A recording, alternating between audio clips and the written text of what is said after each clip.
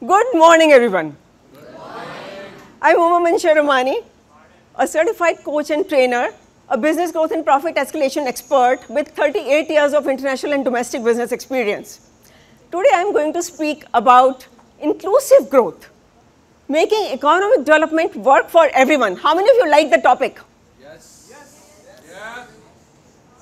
What is economic growth and why should it work for everyone?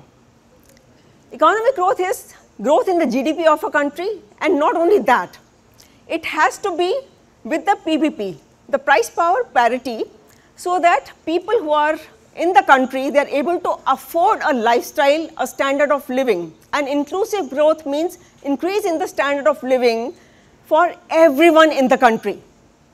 For everyone in the country. And why is it important? How many of you are movie buffs here? Yes. Anyone has seen Titanic? Yes. The shipwreck and the lifeboat and people trying to escape through the lifeboats? Yes. Now imagine there's a lifeboat with only 10-12 people sitting on it, and there is entire population of over 100 crores, 120 crores trying to hold on to it from every direction with one or two hands trying to get over it, get on board. Do you think the lifeboat can make anywhere? No. Can it proceed anywhere? No. Will it capsize? Yes. Now imagine that lifeboat is the economy of the country, and everyone around is the population of our country, any country, including our country. If the growth is not inclusive, there will be social unrest because people who feel deprived, feel contempt or left out, they brood contempt, and that leads to social unrest. That is one reason to keep stability in the country. There has to be inclusive growth. To increase the standards of living of everyone in the country, being the national of India, there has to be inclusive growth, inclusive empowerment. And there's another reason. The FIIs, the foreign institutional investors that we call as big money. For developing countries, their investments in your country is very important for all the developmental programs, for all the growth programs. And they see economic stability, they see good governance, and they see economic growth. When there is economic growth in the country, whichever country is having great economic growth and stability, they want to park their money there. And that money is then used for developmental programs, for infra development, for other structural improvements, and creating the very basis of growth. When they see any unrest, they like to liquidate their holdings. They like to sell off their holdings, and they like to move away from that economy. And that leads to markets plummeting down, market crash. Everybody knows about stock market? Yes. So they start liquidating their holdings, taking them to a safer place, to another country, to park it where they see the growth now. That's why it's important that the country stays stable for a consistent growth, for an inclusive growth, so that every individual, every citizen of the country, including all genders, all sections of the society, all religions, all castes, all creed, every citizen of the nation becomes a part of the growth by not only getting benefited from it, but also contributing for it. How many of you like that idea? Yes. When you apply your mind and effort into something, you tend to own that. And when you own something, you get greater benefit out of it because now that belongs to you. The nation belongs to you, the economic growth belongs to you, it becomes your onus. Take the responsibility of the ownership and the ownership of the country's growth. Everyone knows about our fundamental rights? Yes. Yes? Earlier there were 7 rights. In 1978, the right to property was removed, and now we have 6 fundamental rights. And 2 of them are right to equality. Everyone knows right to equality? Yes. Right to education? Yes. These are the 2 fundamental rights which form the very basis of inclusive growth. And raising the standard of living becomes our sole essence, not for a particular section, not for the only underprivileged or marginalized, for everyone, every gender, every economic section, every social section, everybody, people who are having any personal calamities, people who are suffering from any diseases, health issues, every citizen of our country must progress. And that is why inclusive economic growth is very important for making a country powerful and march ahead to become the world leader, not only becoming an economic superpower, but the world leader in all aspects, holistically. Now, there are 3 pillars of inclusive economic growth. One is definitely market economy, second is pragmatism, and third is empowerment. Market economy includes the businesses, the transactions. When businesses offer any products or services and they are bought by others, that creates an economic transaction. And all these economic transactions of all the businesses multiplied create a nation's economy, including the international transactions. All these transactions between all the countries and within all the countries create global economy. So we all need to be a part of this economy, the economic transactions. All the businesses, they provide some services or some products, and when there is competition in any particular industry, that competition leads to improvement. More and more businesses, they try to improve, innovate, they do R&D, they want to offer unique products, better services, and that leads to total improvement of the offerings in the market. How many of you agree with that? Yes. It's very important to have healthy competition within the industry, and at the time when people, when they are inclusively onboarding in that industry, more and more people are joining from different segments, from like lower classes or middle classes or any different income classes, and they venture into that particular industry segment, they create different niches and they try to offer their services. And to progress further, they have to look for deeper penetration into different markets, tier 1, tier 2, tier 3 cities, rural economy, or even abroad in the international markets. And that creates industry growth by itself. And when all industries, they grow, then the entire economy grows. We have seen a great example in digital marketing. How many of you, I think many of you are using digital marketing. Other than students, all businesses, they imperatively use digital marketing for their growth. Yes or yes? Yes. And we have seen so many businesses opening from rural area into venturing into digital marketing, providing their services, and from tier 1, tier 2 cities, and they have their clients not only pan-India, not only domestic clients, but overseas clients as well, bringing in foreign exchange for India. Yes or yes? Yes. That is leading to economic growth.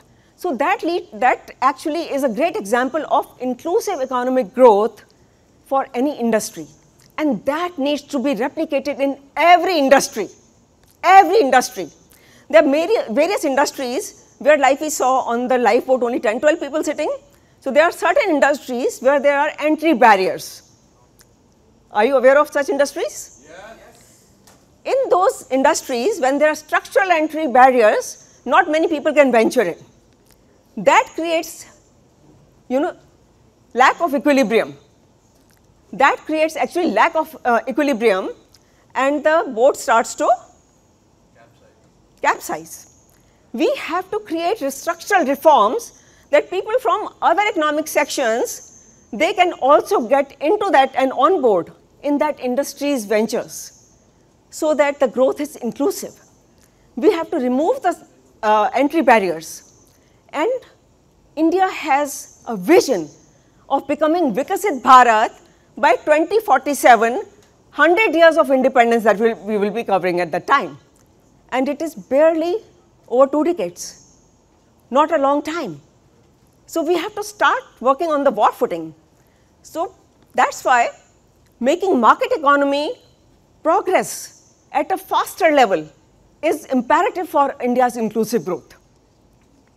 Now, people who are into this market economy, all the businesses, whether they are small, medium, large, micro, solopreneurs, or even freelancers, traders, people who are in like traditional businesses or modern businesses, technology-based businesses, each one is contributing.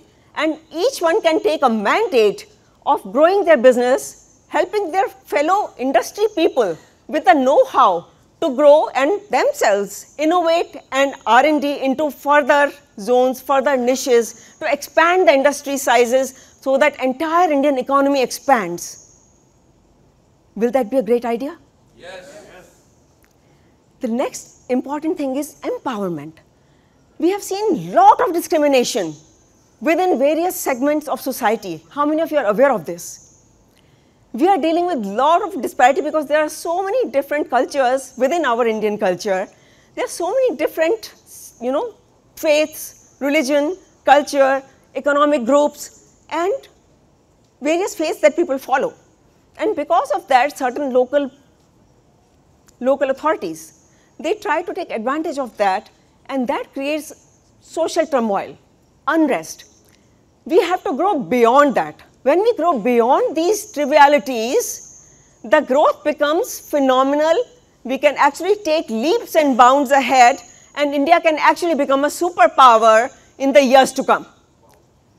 That vision, when each Indian owns up, not only the people who are in business now, but people who are foraying into business in future, all the future business owners I am seeing here sitting across in front of me. When you take this vision with you and take the ownership of it, have the sense of belonging towards country's growth, inclusive growth is bound to happen. Inclusive growth is bound to happen. When we have compassion and we have solidarity and we look with respect and acceptance to every gender, including transgenders, including women, including other people, other groups of the society, underprivileged sections, marginalized, people who are probably with disabilities, people who are having any physical challenges, people who are having any other challenges, personal life challenges, maybe life-threatening issues, or families that are dealing with personal calamities, earning members, maybe loss of an earning member, or loss of business because of maybe market scenario or any other reason. When those are included in the growth phenomenon, when avenues are opened to help them, enable them, grow their capabilities to deal with the situations and come out winner, that will be the actual phenomenal inclusive growth. That will lead our country to become the superpower that we are now envisioning. That will lead our country to become the Vikasit Bharat. Now, another area is pragmatism. Lot of times, like of course India, we just celebrated our 77th Independence Day. All of you celebrated that? So belated happy 77th Independence Day to you all once again. It's a precious independence that we have received in inheritance from our people, from our ancestors, from our grandparents and great-grandparents who gave their lives in sweat and so much sacrifice. We have to cherish and protect it. And we have to make sure that we make them proud by preserving it. We have seen a lot of turmoil happening in certain neighboring countries. We have to protect our stability, protect our economy, and ensure that our growth remains consistent in upward direction till we reach our J curve and become the superpower. Till we reach our J curve, the tipping point of our growth, and become the superpower. We are glad to understand that even IMF and these rating agencies, they are actually improving India's future growth. They have increased it from 6.2 to 6.9 lately. So now GDP growth is being forecasted by them at 7%, between 6.5 to 7%. While in India, we understand that we have a lot of domestic money coming in the stock market. 28,000 crores, I am told that every month is coming into the mutual funds, and that's how our stock markets are booming. Our economy is booming, and we have to keep consistent at that. So the pragmatism is to let go of the control and the policies that are more controlling, that actually create barriers for people. The ease of doing business has to be opened up so that other people who are marginally privileged or underprivileged, they can also hop in on the boat of economic growth, so that there are greater ventures created. Lot of times I've seen lot of examples from like people coming from those kind of underprivileged classes, like a person who was into an earning. His son, who was studying and was supported by the people he was working for, he became MD of a Fortune 500 company. MD of a Fortune 500 company, an iron man's son. And because the background that he came from, he actually transmuted from poverty to riches. And that is his dream, to create at least 500 such people, such entrepreneurs, such professionals that will again propel Indian economy towards inclusive growth. If each one of us takes that kind of mandate, do you think inclusive growth is going to be any optional feature? No, it will be actually determined. India will be seeing this happen. That is why it is very important to be pragmatic and keep working on the policies that are favoring a certain few and that are creating barriers. To change the policies and create growth, ease of doing business will actually empower lower and middle section people to hop into the business sphere and employ more people, generate more employment, create wealth, add to the GDP. How many of you like that idea? Yes. Now, certain areas that we need to work upon. First and foremost, for being a developed nation, and maybe certain developed nations have also not done that, but if we take that as mandate, every Indian takes that as a mandate. The basics, let's begin with the basics: food, water, power, shelter, and internet for every citizen of India. That needs lot of infra, lot of work to be done, and we got only a little over 2 decades. How many of you are ready to work for that? Yes. Education for everyone. Education is one tool that transmutes people from any level they are to the higher levels, because that is empowerment. That is actually personal empowerment of every individual.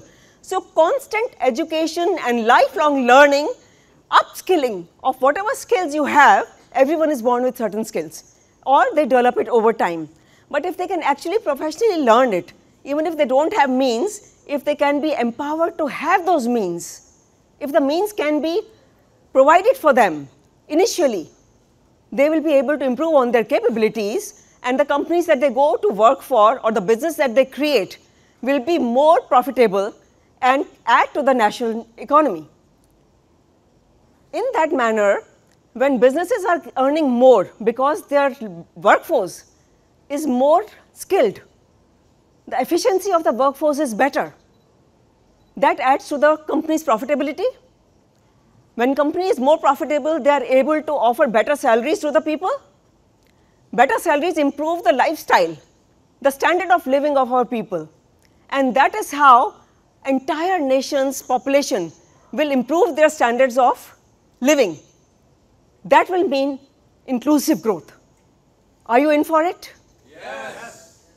Wonderful. Compulsory health care for everyone. Compulsory health insurance being provided. And let me tell you, being provided, by that I don't mean that you just give away things, because when you are giving away certain things, you are keeping people at the same level of asking, level of wanting, level of lack, but transmuting them from lack to haves, to have loads, by getting empowered, by building capability. So, capability building is the basis, is the root, is the foundation of inclusive growth. When people are able to earn for themselves, generate for themselves, besides adding to the economy of the nation, that is the desirable scenario we want to create for each and every citizen of India. And going forward, that can actually be followed by other people, India becoming an example for them. When every person is able to earn their livelihood, stand on their own feet, and live a life of dignity by adding value, not only by getting something, but that getting something can be actually in a limited time, for a limited time, with strict timelines, that, okay, for this much time you are getting this, and meantime you equip yourself, develop your capabilities, learn, up your skills, up your efficiency, up your knowledge, and apply it to contribute to the nation's economy. To come to the market economy that we initially discussed, provide the services or products that are useful for the people, and learn to enter into transactions, not just getting the grants, but transactions, because transactions create the economy, not the grants. Yes or yes? Yes. Compulsory healthcare, compulsory basics, compulsory knowledge, compulsory mindset training. Mindset, from a fixed mindset, from the mindset of lack, from the mindset of vulnerability, from the mindset of weakness, to the mindset of growth, growth mindset, growth-oriented mindset. Everything is a learning experience. And from all the setbacks or all the constraints, when you learn, and you learn by building capacity of how to resolve them and move further. That is how you empower yourself. So everything is internet, market economy, empowerment, and pragmatism. They are interwoven to create entire fabrication of growth economy, of inclusive growth. It's important to create microfinance and social groups, self-help groups, so that people, because India is a vast country, penetrating to the deeper roots, inroads at rural level, at tier 1, 2, 3 cities. Tier 1, of course, metros have a lot of more things that other people, they are deprived of. We people take it for granted, but they actually, it's a dream that if they get it, it will be a dream come to life for them. So it's important that we have those means provided to them till the time their capabilities are built and they can actually be onboarded to the mainstream working stream to become professionals or business owners to contribute to the nation's economy. So creating such small self-help groups or small microfinancing institutions, lending to them so that they are able to contribute to the nation's economy. Any social welfare schemes, they should be given also for a time being. They should be also, there should be no entitlement, permanent entitlement, unless someone is in a situation that one cannot come out, bedridden, or someone who really cannot work. In that manner also, if one's brain is functional and they can contribute, we should encourage them to contribute, because ultimately it's the experience that they can spell out and they can help other people with that experience. Now, cultural transactions, cultural exchange, cultural tourism, going to other cultures, learning about them, gaining the best practices from them, imbibing them and instilling them into your organizations helps create harmony. You are becoming more acceptable and understanding of other cultures. Hence, it's very important to create a harmonious atmosphere so that there is proper positive cultural exchange between different cultures. Everyone creates a harmonious zone around them and become welcoming to other cultures, become welcoming to them so that there is no rift, there is no contempt, there is no discrimination. When you absorb discrimination, there is stability, and stability leads to growth, because instability or instability leads to insecurity and the growth is hampered, it is compromised. In order to grow, one has to have security and stability all around, in personal life, in society, and in the country, and in the globe by and large. So let's take a pledge that we all work for inclusive growth. We provide proper health care, education, right to equality, acceptance of other cultures, while actually appreciating the differences, their uniqueness. Acceptance and uniqueness, respect for each and every individual, because end of the day, we all are one. We all are one. We belong to one race, that is humanity. We all belong to one race, that is humanity, and that is what we embody in us. As Indians, we are one country. As humanity, we are one race. There is no differentiation between any society differentiations, any cultures, any religions, we all are one. Yes or yes? Yes. So what is important? Transferring the benefits, till the last level of the society, till the lowest level, tribal areas, underprivileged sections, underprivileged besides marginalized, people who are outcast, who are not taken into the mainstream of the society. When everyone is onboarded and everyone is provided equal opportunity to create things, we have already seen in examples that people coming from those sections, when they are given equal opportunity and capability building, they have created value for country, for companies, for organizations, corporates, MNCs. They have become chairmen, country heads of various organizations. And that empowerment, if we give to everyone, can you imagine what is going to become of our country? Where we can be? We can definitely be #1 nation on this earth. #1 economic power, #1 social power, #1 in every aspect. So with this, I invite you all to hop on board, take this as an onus, as an ownership, as your future vision, all the students and all the fellow business owners and speakers, chairmen, secretaries, Mr. Secretary, and everyone present here, to take this as a personal oath that we will strive for inclusive growth. We will strive for inclusive growth. We will strive for Jai Hind.